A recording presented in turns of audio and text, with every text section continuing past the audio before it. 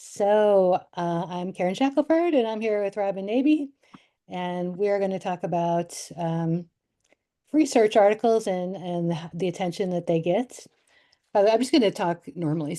Um, it is Navy, right? It's actually Nabi, It's but Nabi. Okay, see, Nabi. But we can do it again. Let's do it again then. okay, we'll do it again. That's fine. I was gonna be like, oh, some people I say never, Nabi yeah, I don't get to hear it. So, when they okay, now I know. exactly when people ask, then I say it's Nabi like Cabby or Tabby. Okay, very But good. I'm not offended. Sometimes I get Nobby, so I get the range of how can you pronounce an A, but you're good.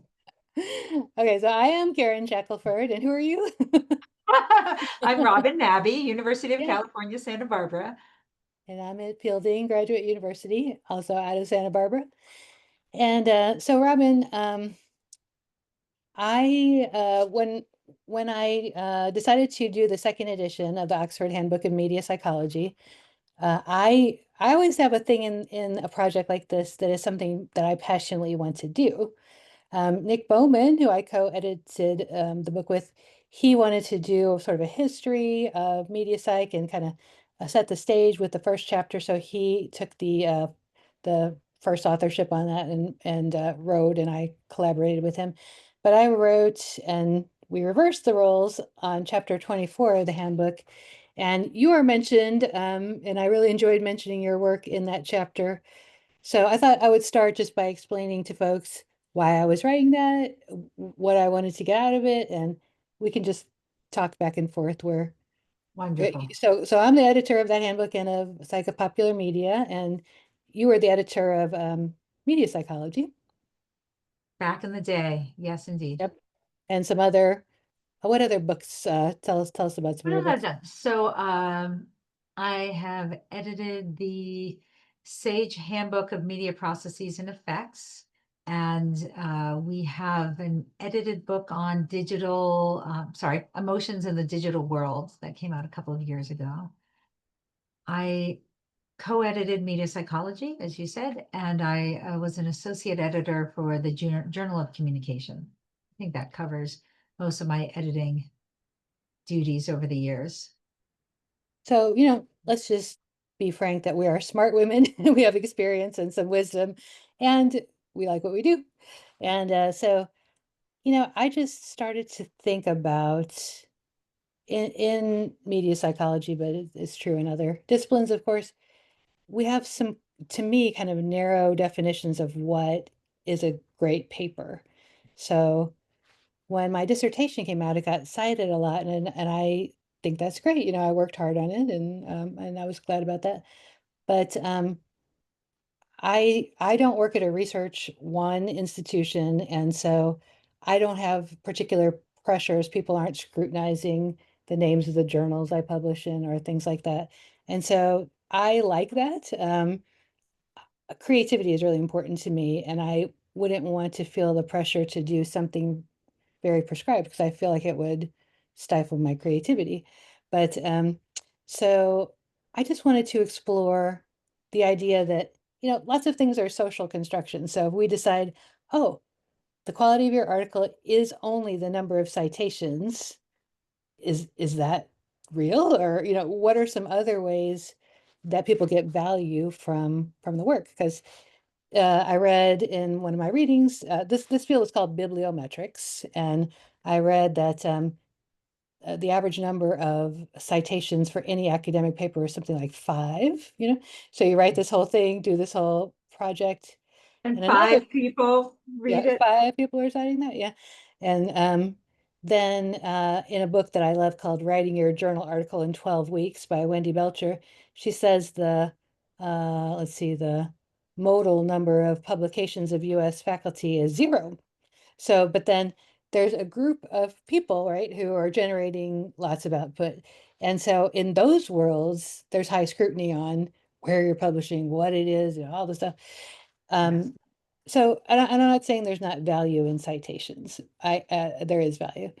Uh, but there's more than one way to look at things. So I'll move into like just briefly. So I covered some of the bibliometric indices are citations and anything to do with citations, including like the H index.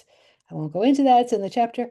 But then as an APA journal editor, we get every year a list of the top 10 most downloaded articles in all APA journals. And there's roughly 100 journals, roughly 5,000 articles.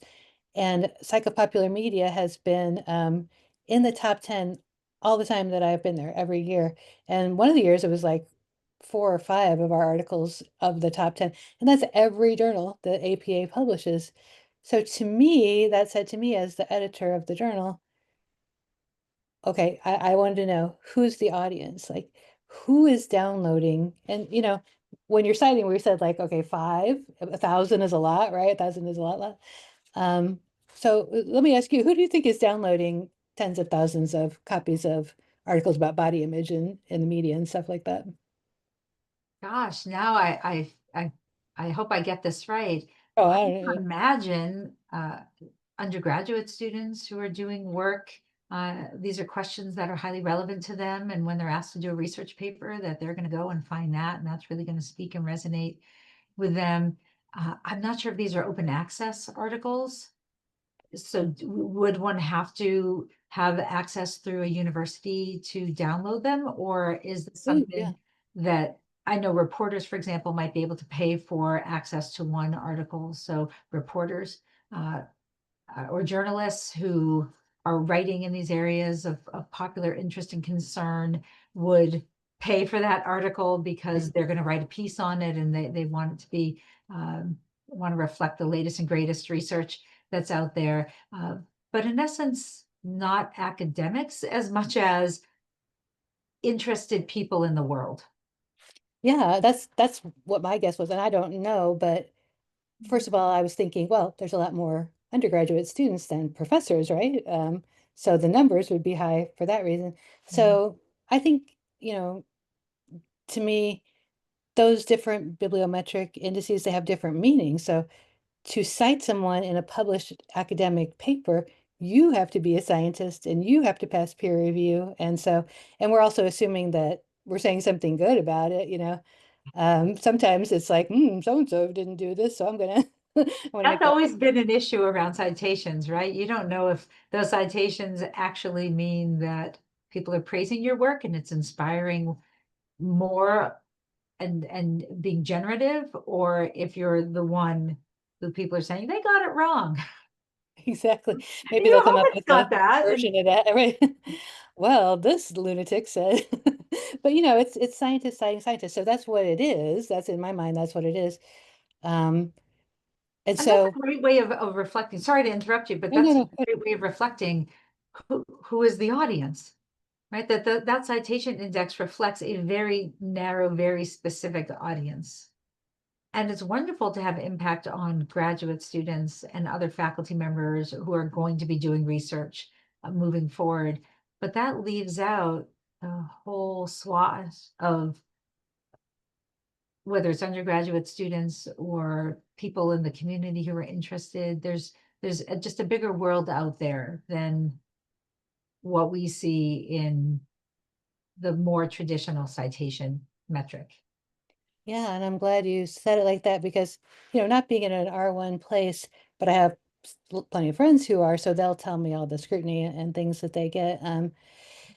I think, yeah, if we're going to tailor it to that, and if that's the outcome that we're going to say we're counting that and we're valuing that, um, then what constituencies are we leaving out? And you had the question that was smart about, are they open access? Well, you can pay to have your article open access in Psychopopular Media, but all of them aren't open access. So that is one reason I thought, oh, it's college students because they're very interested in body image and media. And so, I mean, lots of people are, but yeah, they're going to be downloading them in droves and writing papers all over the country, and they're choosing probably what to write about. So, and me as the journal editor, what I'm doing is saying, what do people want to read, talk about, use, write about in different ways?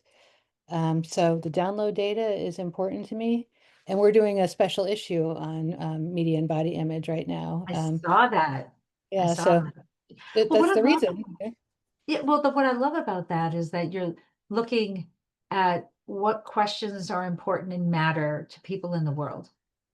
And many journals do that, and I'm so glad that they do. There's a challenge in publishing in journals sometimes, in that what is being looked for might not necessarily incorporate that perspective. And so it might be more of a focus on a theoretical question, which is important. So I don't mean to discount it, but most people in the world are not particularly interested in the moderator of a cultivation effect. Hmm. So how do you talk about those questions, but in the context of something that resonates with people? And that's out beyond when I started doing research early on, and I was interested in emotion and persuasion, and those have some real practical implications. But if someone asks me on an airplane, what do you study? Oh, emotion and persuasion. Oh, interesting. And there's no follow-up question. Hmm. Once I started doing a little bit of work on reality TV, there's the like, oh, why would you study something like that? But someone on an airplane was interested in that question. And I could still look at theoretical questions, but in the context of a topic that resonated with people. And it allows those ideas and work and things that are really salient right now. Social comparison theory, for example. We hear a lot about social comparison in the context of social media, but we were talking about that. The theory's been around for a long time, but in the context of just an earlier form of media. Yeah, so it's not to say that any of these ways are erroneous or anything, but yeah, so certain Exactly. people will be looking for, okay, I'm the scientist, I'm going to get into the details here, and that's valuable for other scientists. But then what are my college students who want to know something like you're in communication, I'm in psychology, those are popular majors.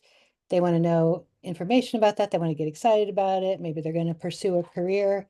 So we're teaching them what we do, which, we work in the same sphere. So there's that. And then I've always been intrigued by altmetrics, Mhm. this altmetrics with a capital A, the company that tracks research. And I think it's very interesting how they track things like, are the articles on people's syllabi? I love that. So people are using them to teach. Are they in legislation or patents? You know, are they in mainstream big media outlets? Are they on blogs? And then with the electronic connections, you can click on, okay, here's an article of mine. I have an article about meditation. I could click on there and say, oh, here's somebody's blog, and they're writing about this article that I did about using meditation to ameliorate body image issues in women, Mhm. self-compassion meditation. So you can just see your research and some real person in the world, not that we scientists aren't real people, but in the world is going, huh, okay, I'm going to read That this. they're interested, and then they pick it up and they share it with other people. And especially, as many of us do, we're doing work that not only do we care about, but has meaning, that there's value to other people to get insight into how meditation may work to address certain body image issues, or in my case, how to use inspiring content to try to generate feelings of hope and reduce stress. And these are real world issues. How do we deal with how we see our bodies? How do we deal with the stress that we have in our lives? And in psychology and communication, we can speak to those issues in the work that we do. And what a tragedy it would be if the work that we didn't get to the people who it could help. Yeah, if it was only for each other, if it was only for other scientists, it's good that other scientists develop, and then they can develop other work that's good for people too. But yeah, I just wanted to look at it in different ways, and then I was very fascinated by this paper that you, Jessica Gall-Myrick, yourself, and Nicholas Eng did about memes, like you mentioned, about using memes to cope during the pandemic. Um, were you surprised by how much that just blew up and got so much attention? I was, in part because I thought, well, I knew memes were popular, but I didn't think that that would be such a catchy hook, that it was helping people deal with their stress during COVID. It just seemed like it's memes. Is anyone really interested? Of course, we were interested in how media could be used to help manage stress, but I did not expect it to be picked up internationally the way that it was. And Yeah. Jess did the press. They talked to her. She was the lead author. But when we were working on the paper, we weren't thinking, oh my gosh, this is going to get us national attention. It was just, we're interested in this newer form of media and how it might be used for some benefit, which fits within that broader positive psychology perspective. Right? And it seemed to really resonate. Yeah, and working in popular media, sometimes people can trivialize that, and I like to address that too, because the little picture of the man, like, this is fine, and there's a fire, and Mhm. that kind of thing. A simple thing like that, it's funny, but it also can help you just put a context around what you're experiencing and understand other people are in the same boat, which that's really the foundation of that article I mentioned about self-compassion meditation. Like, hey, we're all in the same boat here, and we all need a little grace and a little kindness and understanding. So there can be an absolute, like, real human experience that is meaningful, even if we say, oh, they're memes, like what could happen in a meme, but you know, I think you're exactly right. And this is one of the challenges with popular media, is that it is so easily set aside as trivial, uh, maybe ineffectual, something that at worst is harmful, at best is just a kind of frivolous waste of time. And this is two things. One, it makes it a little harder as researchers to research in that space because we run the risk of having our research being marginalized with that viewpoint. But the other is that people are using these popular forms of media. They are popular for a reason and they can be beneficial. And when we have this view that these forms of media are at best a waste of time, at worst harmful, then we deprive ourselves of the potential benefit. So yeah. part of Oh, no, go ahead. Oh, so it's that leads into a conversation about your latest paper, which is getting a lot of attention, and thank you for sending that to Psychopopular Media. Um, so I mentioned I did this self-compassion meditation research. Can you tell us about your paper with the inspiring media and the meditation and kind of the ideas behind that?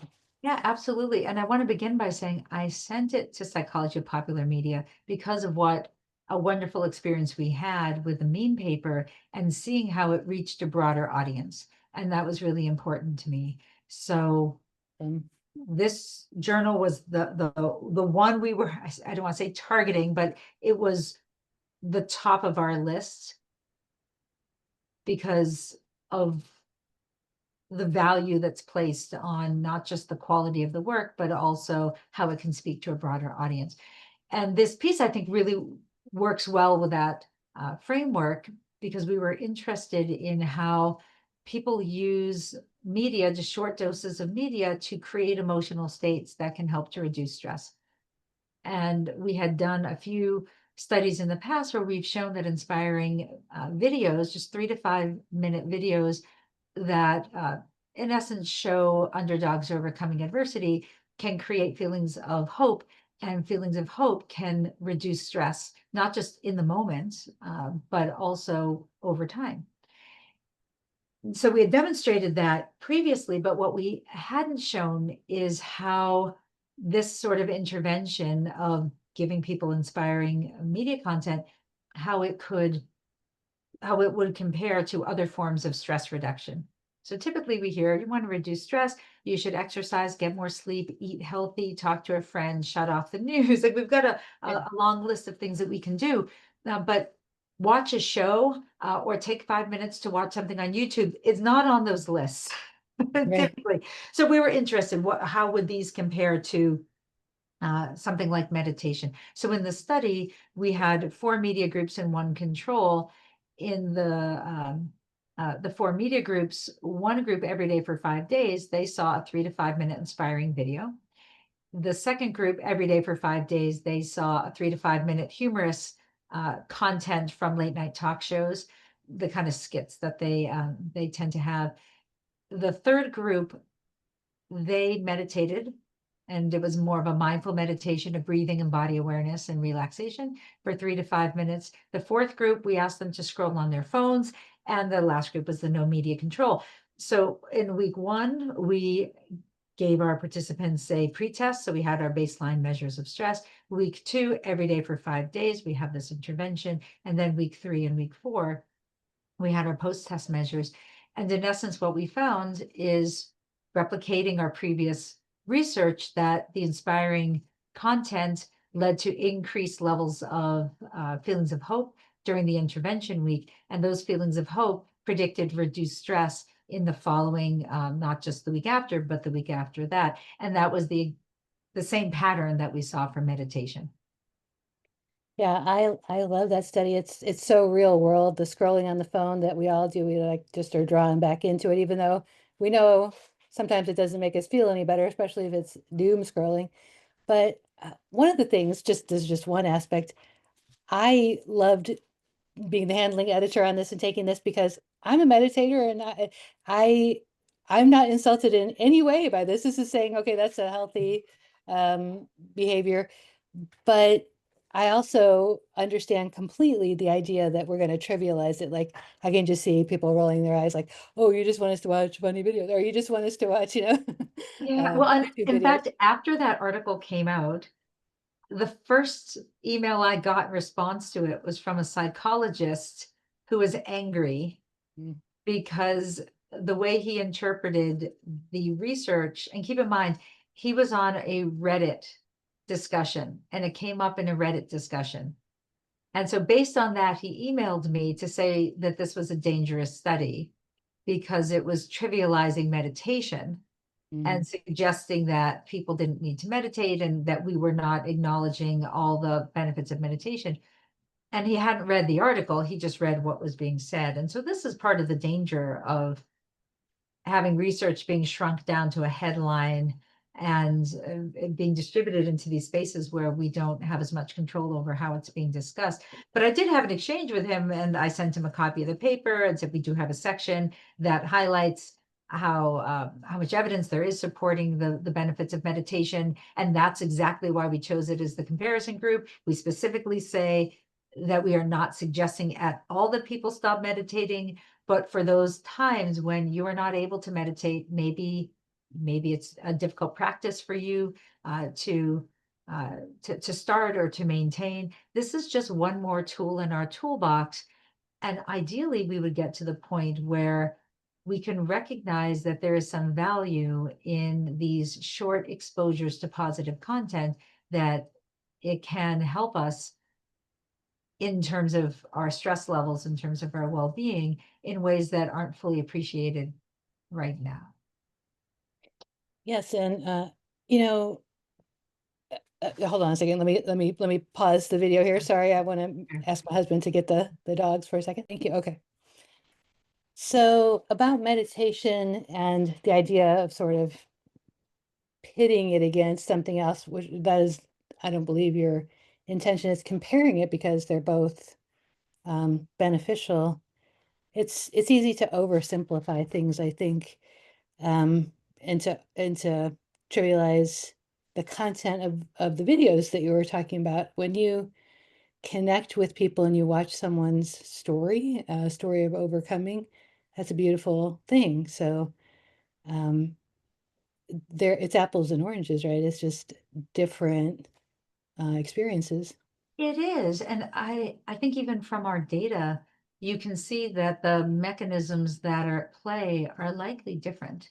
There was actually a main effect of meditation on stress relief, which one would expect. You're breathing, you're relaxing your body, and that makes sense. We didn't find that direct effect with our inspiring content. It was really fully contingent on having that feeling of hope and I'm feeling inspired.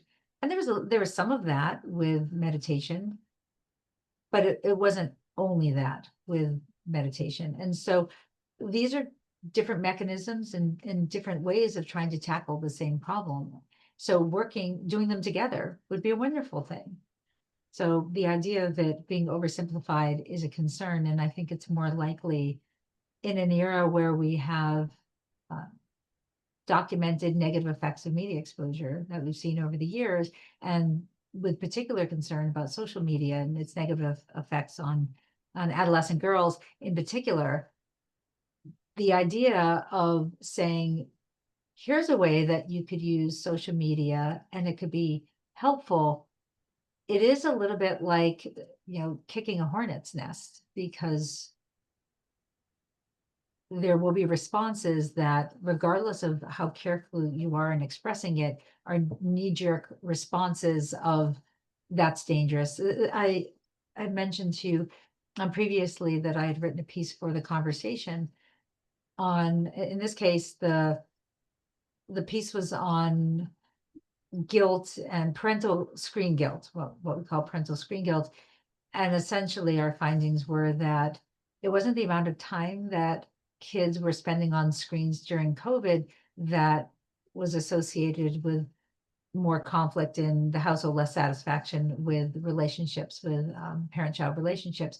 It was the stress, it was the guilt that parents felt over their kids using screens that led to the parent being more stressed, and the parent being more stressed led to kind of more tension. And so we wrote this piece with the idea being, it's it's the guilt. Think about the feeling you have as a parent and how that guilt is not good for you. It's not good for your child. We're certainly not saying doesn't matter how much time your kid is spending on a screen. Mhm. First comment I got on that conversation piece was, this is a very dangerous argument. Giving a kid social media is like getting them addicted to drugs, and it's so difficult because there are documented negative effects, but there's also the potential for positive. So I find that this is a bit of a fraught space to try to get a message out in a way that it fully acknowledges that there are harms, but that media is a tool, and that tool is not going away. So, like, if you have a car, let's put seatbelts in the car, right? We Yep. can try to put speed limits and that sort of thing, but at the end of the day, how do we allow people to use this car, which they're going to use anyway, but to do it in a way that protects them as best as we can, knowing that there's still risk when you go out on the road. And I think that's what we're trying to do. And it's just interesting to try to get that message out there. I love that message about the guilt, and you found this, it's hard science that we don't often talk about that. We act like, okay, as parents, we have to make sure our kids are off media and where they're riding a horse somewhere, and I'm an outdoorsy person. I love that. Of course, I want my kids, I love it when we just play board games and have conversations. But also that's there's some falseness there. Like we all as parents have those experiences where we think, I always like to say great moments in parenting history whenever I do something like, oh, this is better. But yeah, we were all locked inside for a long period of time. I remember, I'm going to call out to one of our colleagues once on Facebook during the pandemic. I just wrote, my daughter is surviving on Lunchables and icing. And Chris Harrison was like, that's why I like you, Karen, because you're just going to say that. Like, I'm supposed to say, like, we're having tofu stir fry night, and I'm supposed to get it all right. But that's not the truth. Oh, we binge watched Survivor. Right. And we weren't the only ones. Based on our research, a lot of people were going back to these kinds of more comfort shows, and we didn't worry about it, in part because we also were balancing things out. We were making sure to get outside. We were making sure to play games. We were eating healthy food and unhealthy food, but we just had a mind towards how do we get through this and be okay? How can we emotionally, psychologically, physically be okay, given this hand that we've all been dealt? And I think the best parenting advice that I had heard during this was get outside for at least 20 minutes a day, spend uninterrupted time focused on your child and doing something your child wants to do that isn't a screen. And then, yeah, bring in the screen, do these, that's okay. And it Right, was so liberating to have someone say, you don't have to be present and doing the right thing all the time. That would be like saying to people, you can't ever have dessert again. You have to always be eating the right foods in the right quantity at the right time. right. And how constraining is that? And how stressful is it to aim for perfection?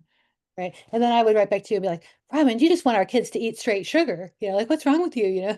Um, That no, that's what it it's feels like. let's be real humans here. Yes.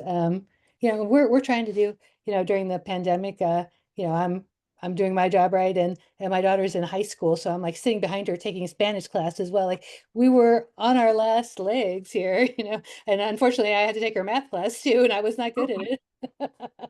Well, I didn't want to hear fifth grade boys on Zoom. My daughter was in fifth grade at the time. So we ended up doing a homeschool program through the school district.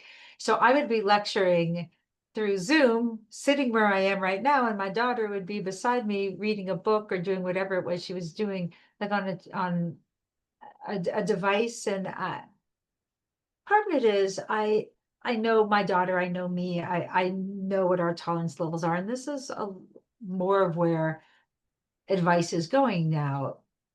What is working for your family? And of course, if media use is getting in the way of outdoor time, of social interactions, if it's creating conflict and more stress in the household, it's a problem and it needs to be addressed. And we want to be mindful of sleep. We want to be mindful of the opportunity costs. If my daughter is spending too much time watching videos on YouTube, what else could she have been doing with that time? But I can tell you, Karen, when I came home from school back in the day, I would just turn on soap operas and Mm. I would zone out. I ate unhealthy food, I have no doubt, and I would just watch the soap opera for an hour or so. I don't know exactly, but I needed to decompress because back then school was stressful, currently school is stressful, and recognizing that media in a number of different forms can serve that function of decompression that we need so that we can then re-engage, right? Whether it's re-engage with social activities, re-engaging with other work that we need to do. So the idea that we shouldn't ever have social media. Well, social media can be a great way of socially connecting. It can be a great way of getting inspiring content or learning what's happening in the world and connecting with other people who might have a similar or different views, that there's wonderful opportunities that media, maybe social media in particular, can help us with, recognizing there's harms, recognizing that if you are allergic to nuts, you shouldn't be eating nuts. Right. Right? And so for those who are more at risk for media addiction, for example, then of course those children, those families have to be a lot more mindful.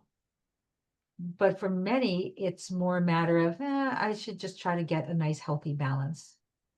Right. And I think you have to live in the world and figure it out how, like you said, your kid and how it might work for you. Like my family, we love to play board games. So I love that we sit down, we look at each other's faces. But the other day we were playing, I was telling you about, we went to this board game shop. It's called Well Played. And we were playing this game where each person made a music playlist, but there were cards like pick a song by someone who you'd like to be best friends with, pick a song that you think the lyrics are terrible and different. And so we each had this list. It was me and my husband and my daughter Ray. And then we went and we tried to figure out which songs were for each of the ones. And I was so excited that I got all my daughter's songs right, even though I don't know half the songs, and all my husband's songs right. And so it's like a way of, it doesn't matter that he's picking, Paul Simon or the Beatles or something, and she's picking someone whose name I don't know. I just get who she would want to be friends with, because I know her. So there's ways to just, you know, what we were saying about like, yes, we both are serious, like researchers, and we understand the dangers and we believe in them. But I think there is a lot of this, oh, if we're going to be educated people and great parents, then we have like, they have 7 minutes on their iPad, or whatever, where actually you just have to like be organic in the world and kind of ask yourself, is this person okay? Are they getting enough face to face? Are they going outside? Are they doing this, and not be like, Exactly. okay, they're on the iPad now, the clock's on, and I've got to feel bad about my parenting. It's too much. And I think that's the how is it serving you? Right? If it's serving you and your family, and I love your board game example. And what my family does is Wordle or Mm. other games where we will then do it and then show each other. Oh, I got it in 4, you got it in 2. Great job. How did you do it? What was your word order? And what you're describing and what I'm describing are both social connection, particularly with teens. This is a way that we found something that we all can connect on and we can play, even though we might be playing separately, we ultimately come together and talk about it. And media has always been a space where we can find social connection, whether it's viewing parties for the Super Bowl, or whether it's watching the finale of Friends and then going to talk about it with people at work, that we've used media to connect and to share experiences, and to check our reality of our interpretation or reality of the world based on how you saw it and how I saw it. And the newer media is another extension of that, that it is an opportunity to socially connect, not just a way in which we isolate ourselves. But when we don't recognize it as having that potential, then we don't get to have those benefits. So what I love about journals that are focused on popular media, right, or that are open to these kinds of questions, it allows us to explore what's possible. And the more we do that, the more we see what's possible, it becomes like a spiral of positivity. In a way, we learn more and more about what's possible because the bias, as you well know, right, being a media psychologist, has always been on what's negative and what's harmful. And that's important because we need to know what's going to harm kids and what could cause violence or disordered eating. Uh, these are really important questions. And when we focus on them, we can start to get a deeper understanding and we can protect our kids and ourselves. But the flip side is that we're not asking, how can this serve us? How can it be beneficial? And it can be sometimes difficult to get that work funded because funding agencies are more inclined to be problem solvers. And Mhm. problem solving means, how do we get a cure for this disease? How do we prevent people from being harmed by media? And less about how do we enhance.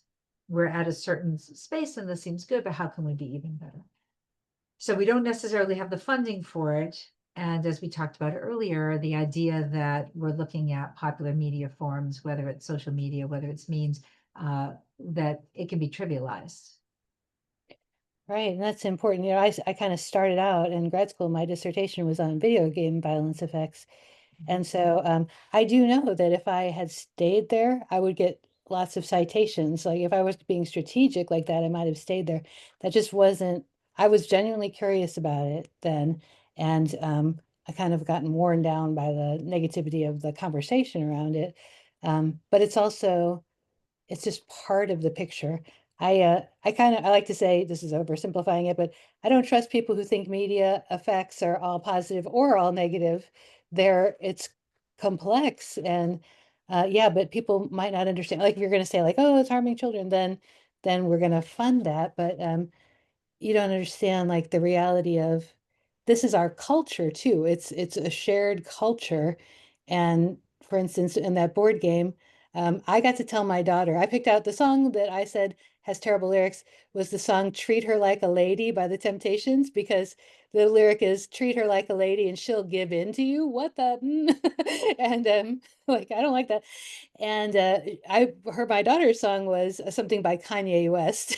And I was, so we could talk about like, well, why? What is it about this lyric from Kanye that you don't like? And so then it's like we're having a generational cultural exchange, because I'm telling her about the Temptations, of course I like, and she's telling me about Kanye, and then and I'm understanding like, and why would you want to be best friends with this artist, Um, It's a so great it's conversation starter.